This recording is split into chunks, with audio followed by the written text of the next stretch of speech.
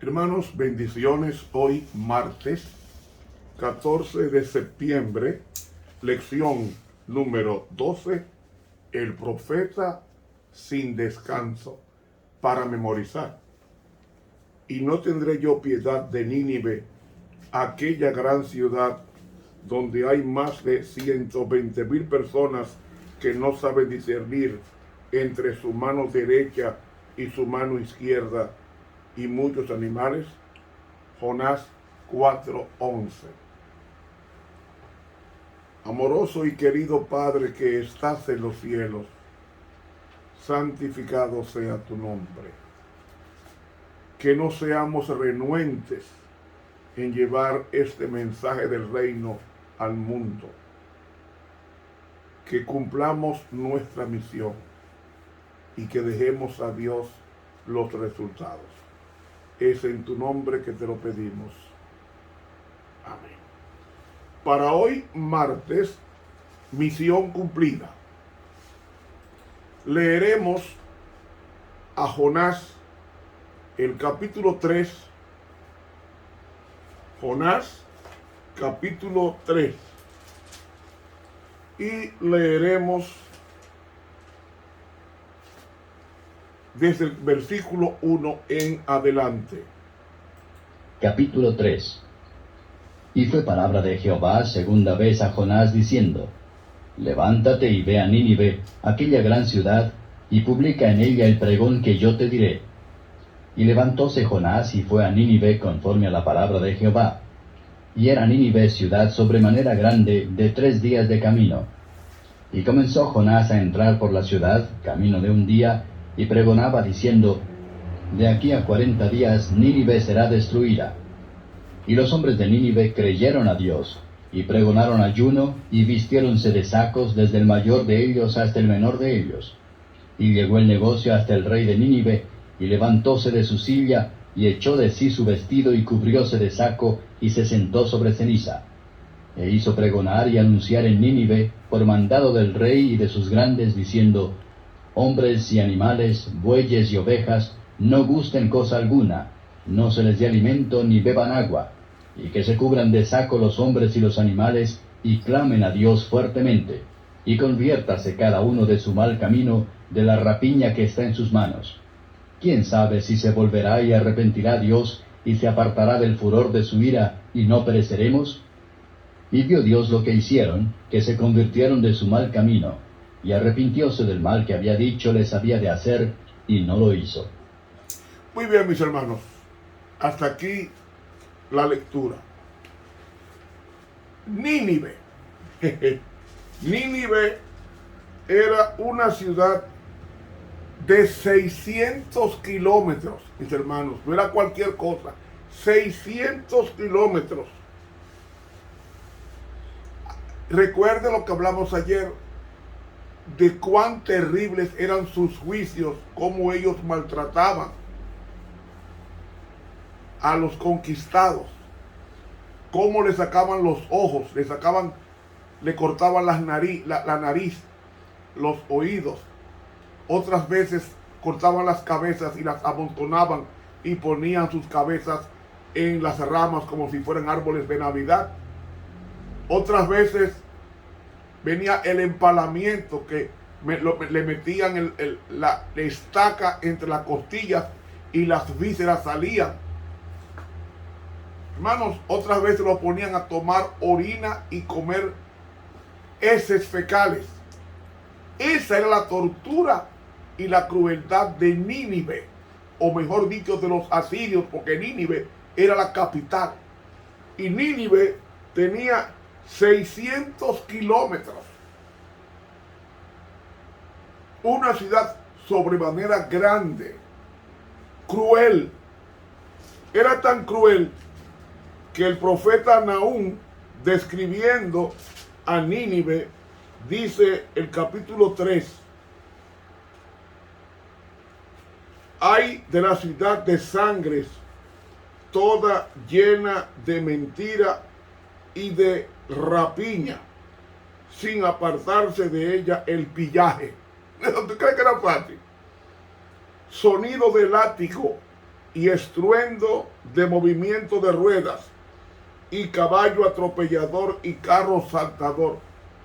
Caballero enhiesto, o sea, con el pecho parado, y resplandor de espada, y resplandor de lanza, y multitud de muertos, y multitud de cadáveres, y de sus cadáveres no habrá fin, y en sus cadáveres tropezarán. Eso era Asiria. Asiria no era cualquier cosa.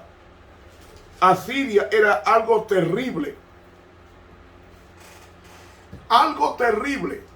Pero Dios había enviado a su mensajero a Nínive. Él tenía que predicar a Nínive. ¿Por qué? Dios mandó a Jonás a una ciudad que no daba apariencia de cambiar de actitud, de arrepentimiento. Oh, mis hermanos,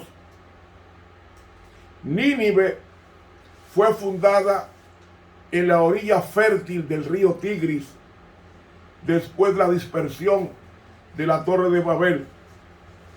Pero Nínive era un centro de crímenes y de impiedad.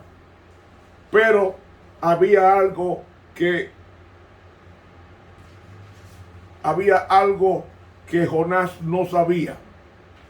Y era que Nínive había muchas personas,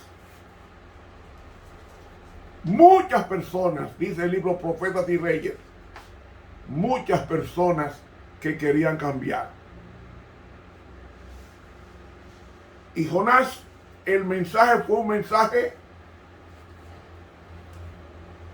evangélico, porque el evangelio implica arrepentimiento, pero también un mensaje de juicio. De aquí a 40 días, Nínive será destruida. Un juicio. Había llegado casi al clímax de la paciencia divina. Y la ira vendría después de la actitud ante el mensaje de Jonás. He aquí de aquí a 40 días y Nínive será destruida. Hermano,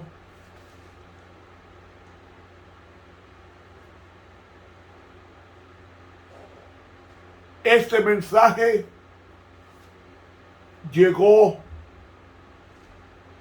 a oídos del rey. ¿Cuál era el rey de Nínive? El rey de Nínive era Adad Nirari III, del año 810 al 782. Este rey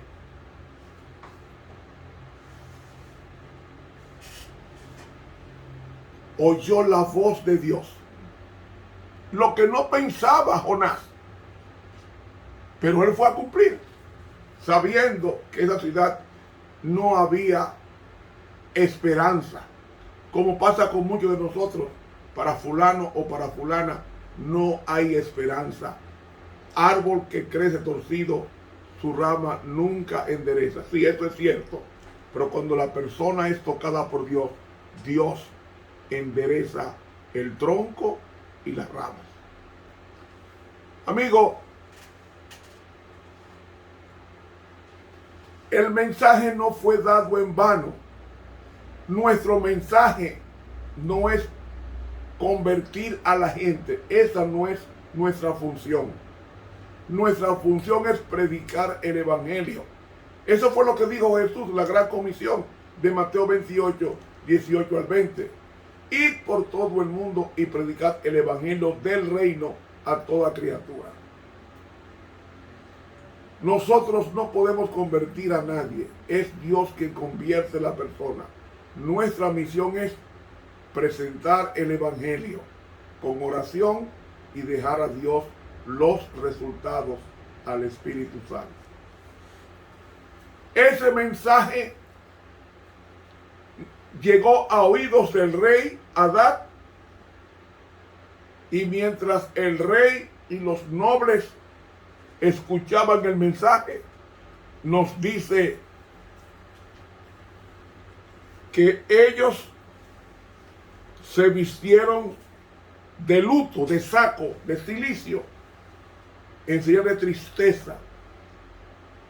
Y nos dice Mateo 12:41 la actitud de los ninivitas, que los hombres de Nínive se levantarán en el juicio contra esa generación y la condenarán, porque ellos se arrepintieron a la predicación de Jonás, y aquí más que Jonás en este lugar, o sea Cristo.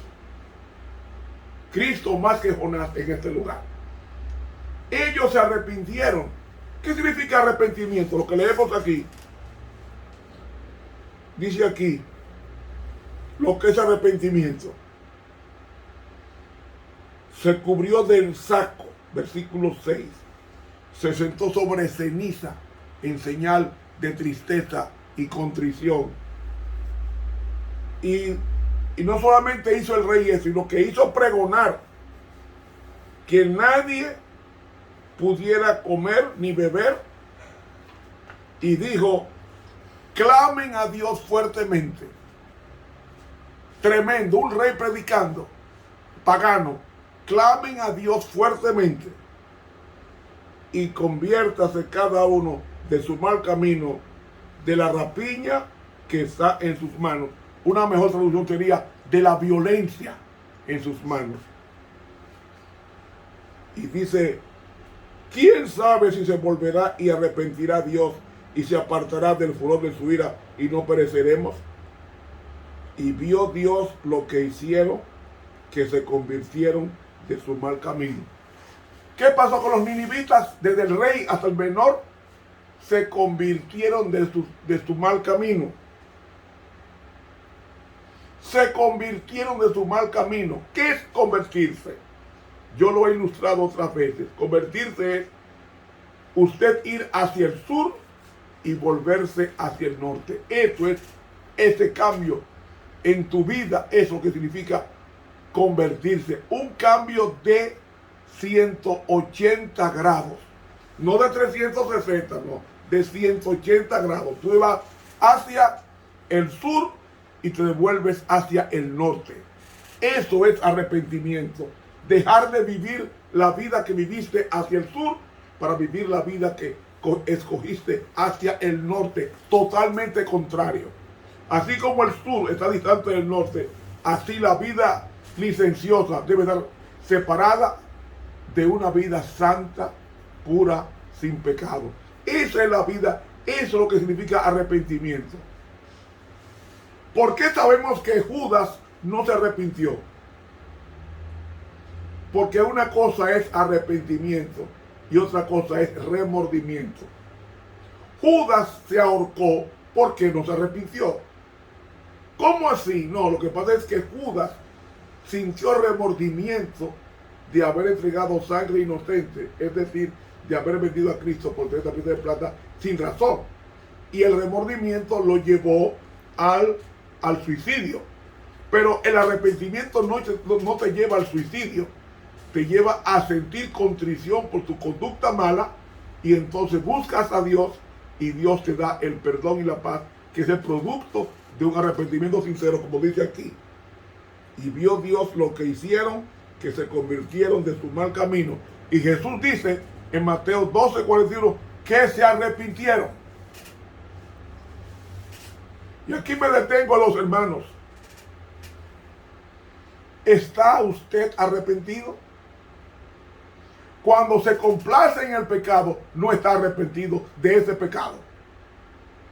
Porque arrepentimiento es un paquete, perdóname la expresión, un paquete.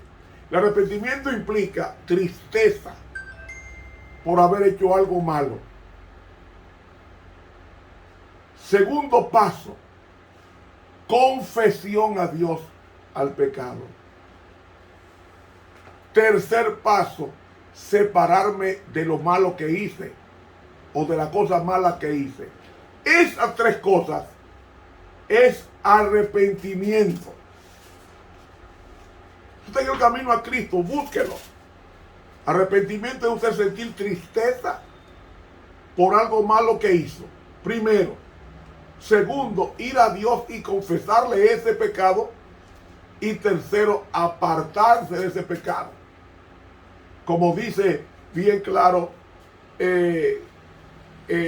Salomón, el que encubre sus pecados no prosperará, mas el que los confiesa y se aparta alcanzará misericordia. Eso es arrepentimiento. Y eso pasó con los ninivitas.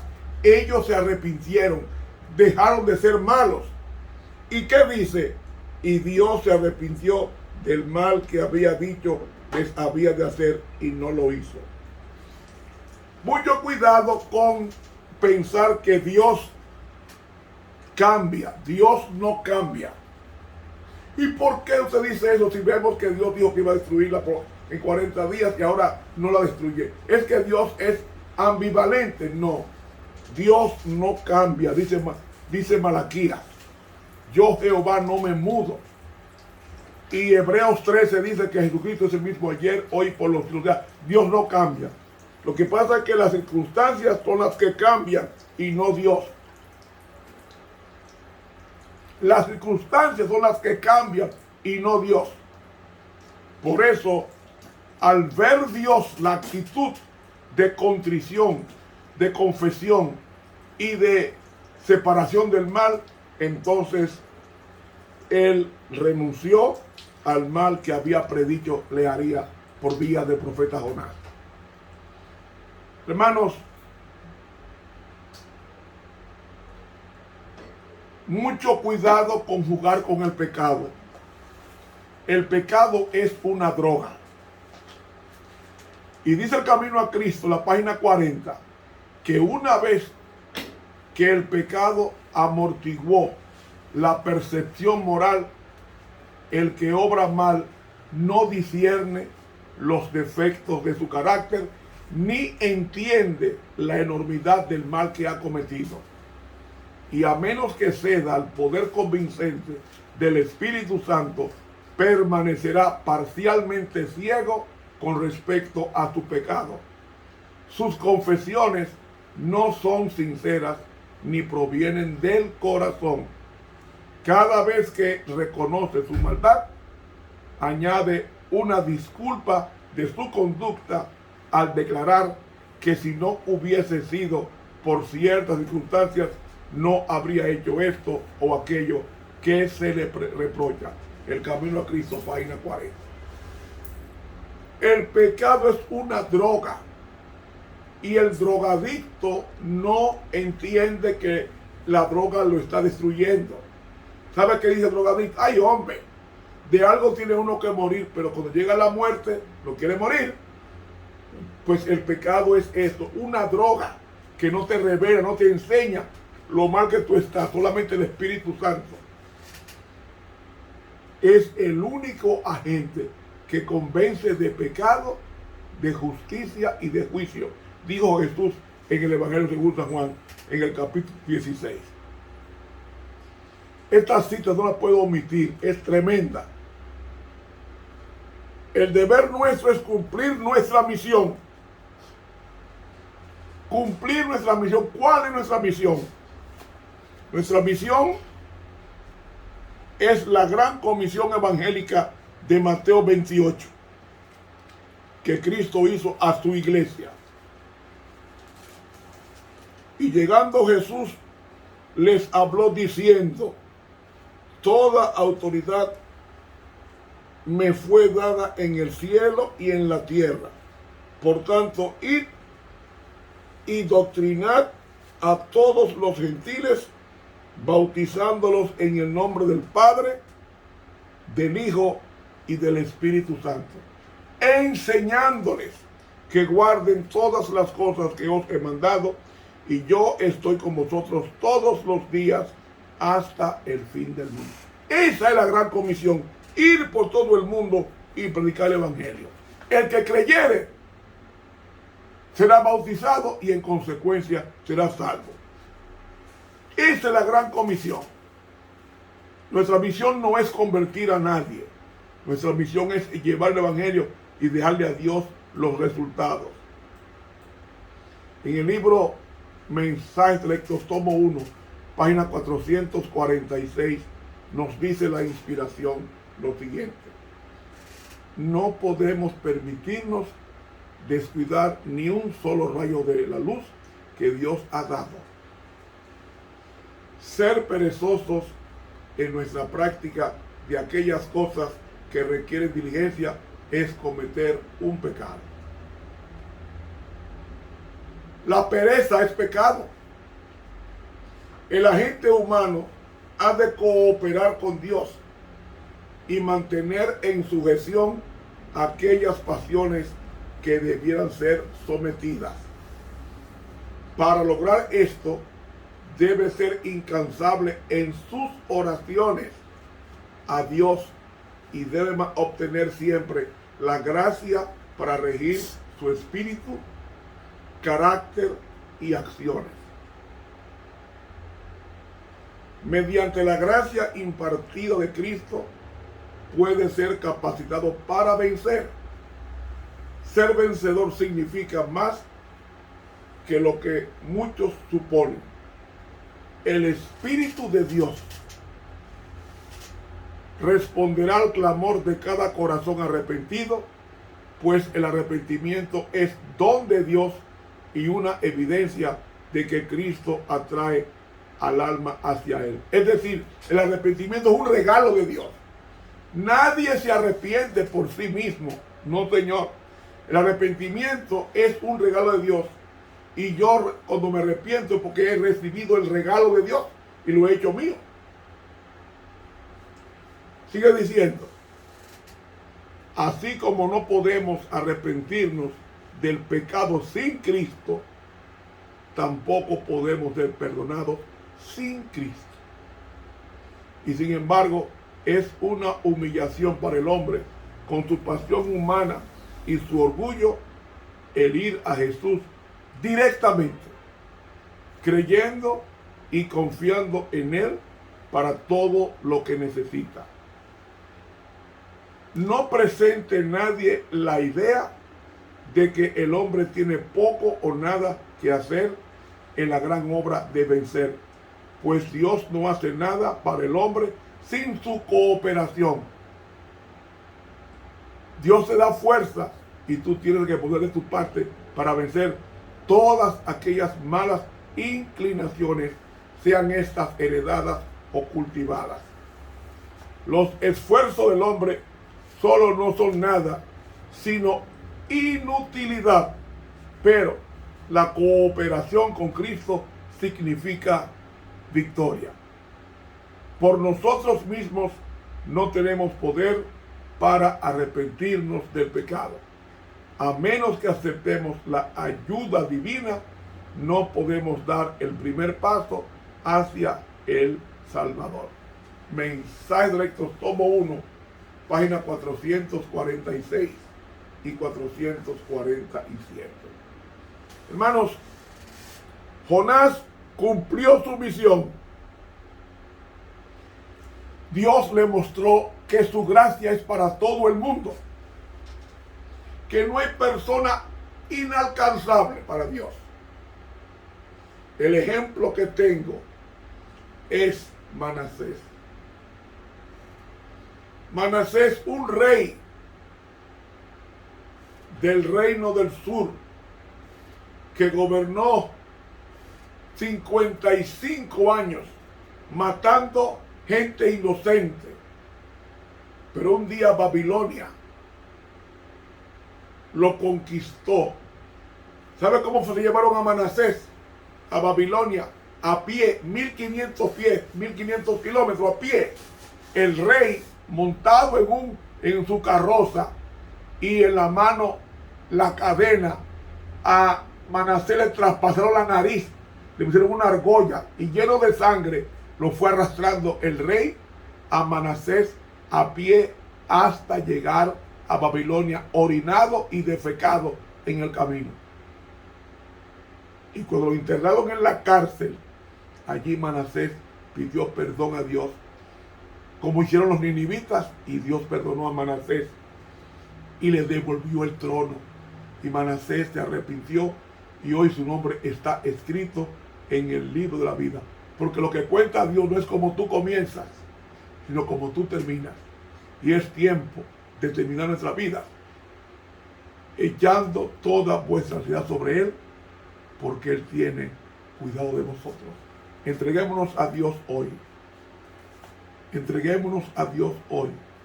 Y Él hará grandes maravillas en tu vida y en todo aquel que se entrega a Dios. Que Dios nos bendiga. Te habló el profesor Ramón Romero.